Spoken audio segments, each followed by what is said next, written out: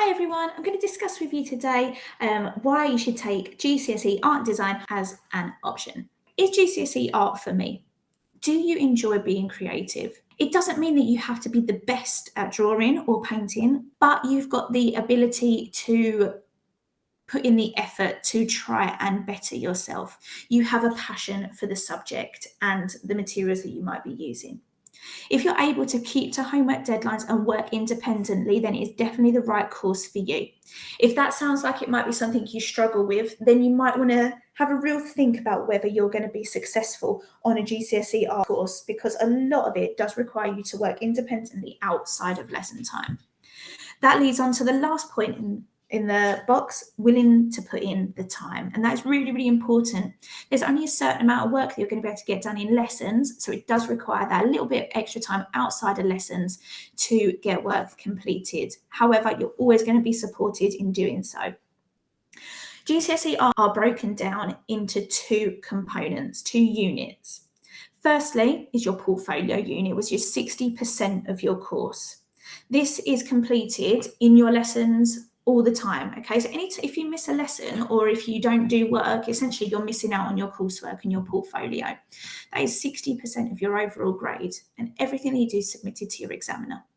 The exam unit, which is 40%, roughly around January or February time in year 11, you get an exam paper.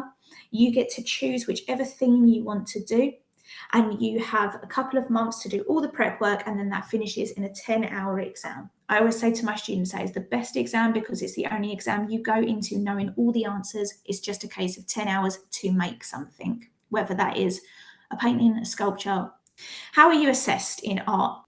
You're responsible for your own sketchbook. So you will look after all your work and continue working in it in and outside of lessons.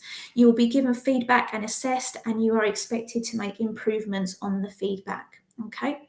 You also will be given time to make these improvements. Okay. Every half term, you will be marked and there will be an assessed piece against the assessment objectives, and that will help you to understand how to meet the criteria set by the exam board.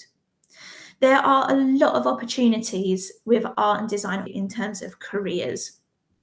So as you can see on the side in the green box, there's a whole list of careers that you might want to look into. And here we can see a real breakdown of the UK creative industries. You've got one of the biggest sectors, which is IT, software and games. A lot of game development and game design has its origins in art. So there are big industries, and these are very competitive industries as well. Creative jobs contribute to about 87 billion pounds of the UK economy. So that is more than manufacturing and aerospace. So when you think of it that way, it's a really valuable industry to be getting into. There are lots of positives to taking art. Not only are you able to better yourself creatively and make you more desirable for employers, but you're able to work in a different manner for your GCSE, so still working in a more coursework-led environment, which I know is really suited to a lot of different learners. If you have any questions, please feel free to ask, and we've always got examples of sketchbooks and portfolios to show you so you can see what previous students have done. Thank you.